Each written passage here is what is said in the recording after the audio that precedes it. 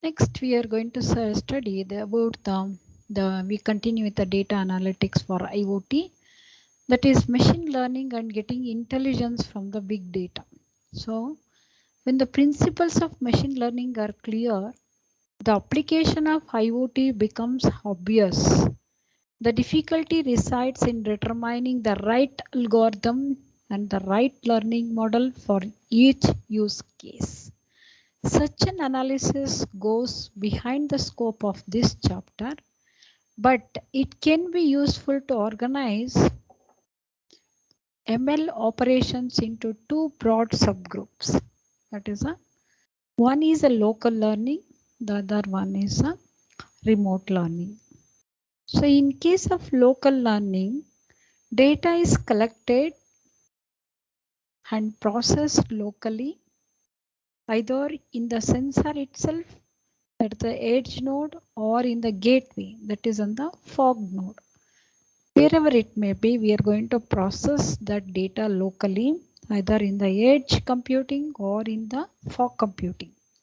Fog computing comes in the gateway, and edge computing will be in the sensor itself. Okay. And when you're going to study the remote learning, in this group, the data is collected and sent to a central computing unit, typical a data center in a specific location or in the cloud where it has been processed. Associated with these two groups, you will encounter the term inherited learning.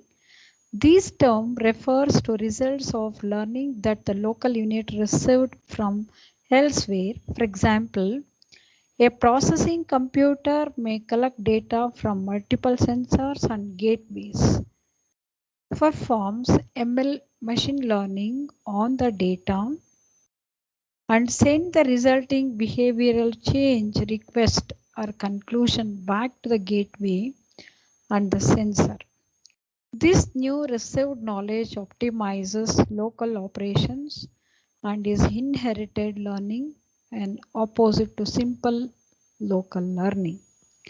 Regardless of the location where and therefore the scale at which data is processed, common application and ML for IoT revolve around four major domains. They are monitoring,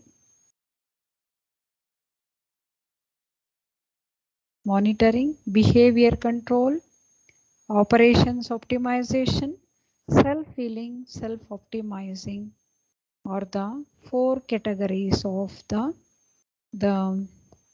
that is major domains which we are going to concentrate on the big analytics intelligence.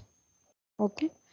So now when you come to the monitoring process, okay, the smart objects monitor the environment where they operate. Data is processed for better understand the conditions of operations. These conditions can refer to external factors such as air temperature, humidity, or presence of carbon dioxide in a mine, or to the operational internal factors such as the pressure of a pump, the viscosity of oil flowing in a pipe, and so on. Machine learning can be used with the monitoring to detect early failure conditions. For example, if you take a K cluster means deviation, it is going to show the out of range behavior, or the better evaluate the environment such as shape recognition for a robot automatically sorting material or picking goods in warehouse or a supply chain. Behavior control monitoring commonly works in conjunction with a behavior control. When a given set of parameters reach a target threshold, defines in advance, that is supervised or learned dynamically through a deviation from mean, we can rely on the human control, but more efficient and more advanced system would trigger corrective action, such as increasing the flow fresh or a mine tunnel, turning the robot arm, reducing the oil pressure in the pipe. So data is processed better understand the conditions of the operations. These conditions can refer external factors such as the different parameters we take, the air temperature, humidity, or presence of carbon dioxide in mine, or to operational internal factors such as pressure of a pump, the viscosity of the oil flowing in pipe, and so on.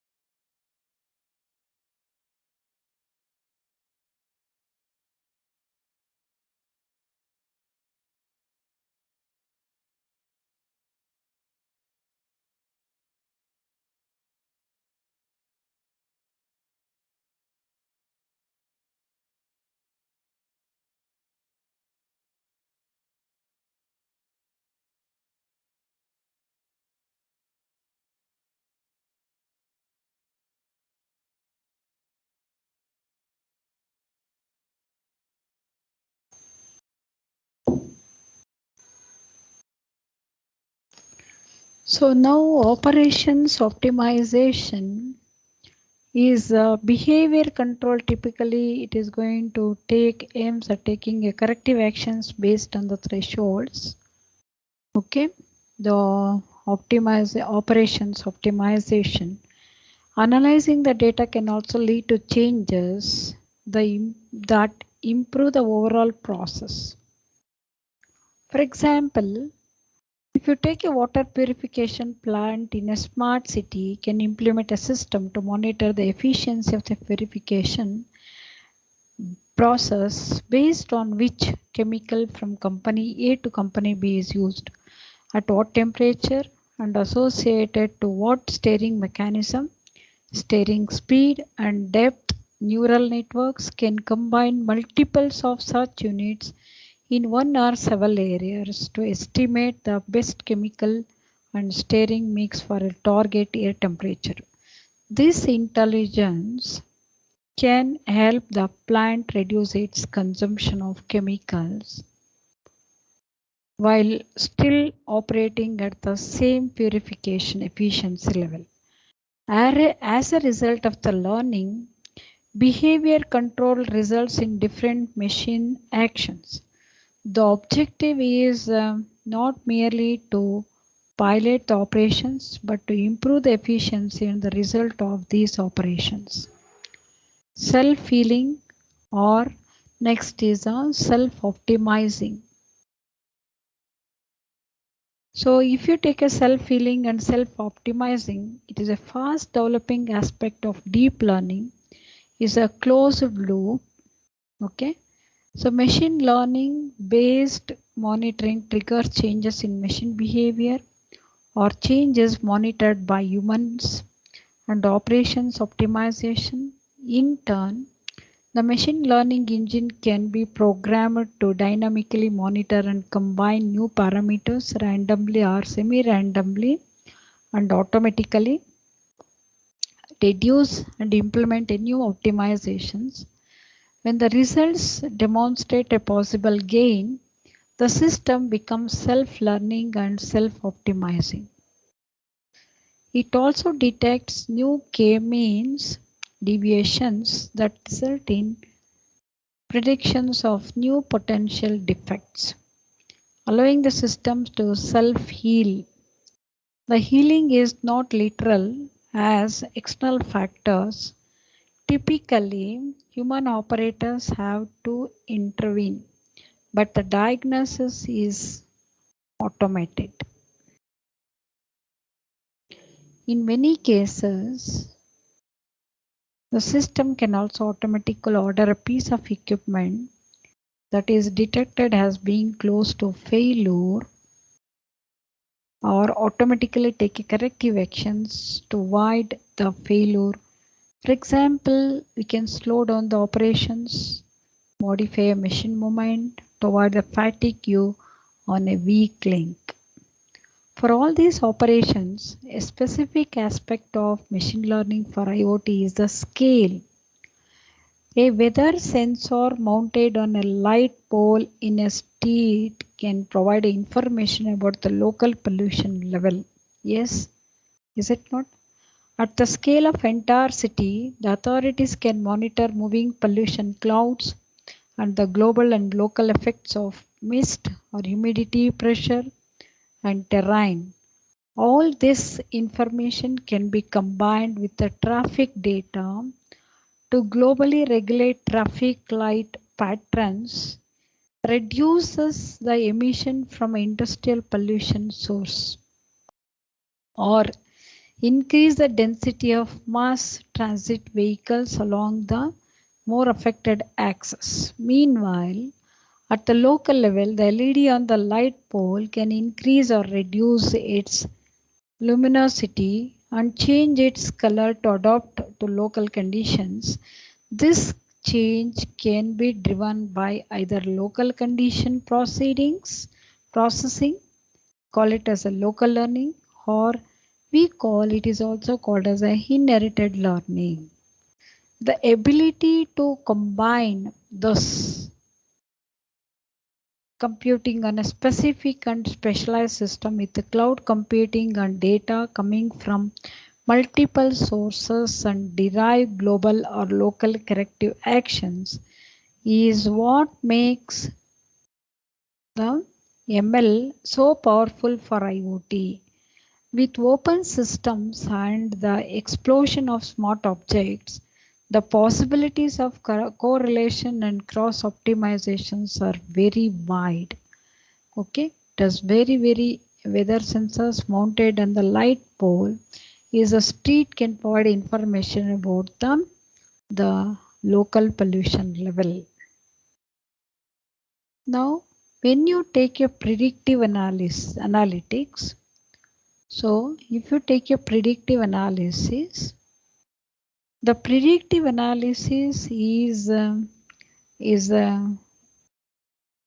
we can say machine learning and big data processing for IoT fit very well into the digitization.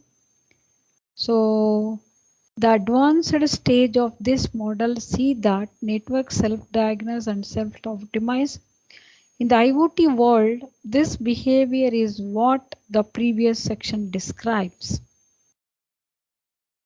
When the data from multiple systems is combined and analyzed together, predictions can be made about the state of the system. For example, transportation examines the case of sensor deployed on locomotives. Multiple smart objects measure the pull between the carriages, the weight on each wheel, and multiple other parameters to offer form a quasi-control optimization for the driver. At the same time, cameras observe the state of the tracks ahead. Audio sensors analyze the sound of each wheel on the tracks, and multiple engine parameters are measured and analyzed. All this data can be returned to a data processing center in the cloud that can recreate a virtual twin of each locomotive. Modeling the state of each locomotive and combining this knowledge with anticipated travel and with the states and detected failures of all other locomotives of the same type, calculating on the tracks of the entire city, province, state or country allows the analytics platform to make very accurate predictions on what issue is likely to affect each train and each locomotive. Such predictive analysis allows preemptive maintenance and increases the safety and efficiency of operations. Similarly, the sensors combined with big data can anticipate defects or issues in vehicles which are going to operating in the mines, in manufacturing machines, or any system that can be monitored along with the other similar systems. So the camera that what we are going to use, same time the cameras observe the state of the tracks ahead, audio sensors analyze the sound of each wheel on the tracks, and multiple engine parameters are measured and analyzed. All this data can be returned to data processing center in the cloud that can recreate a virtual twin of each locomotive.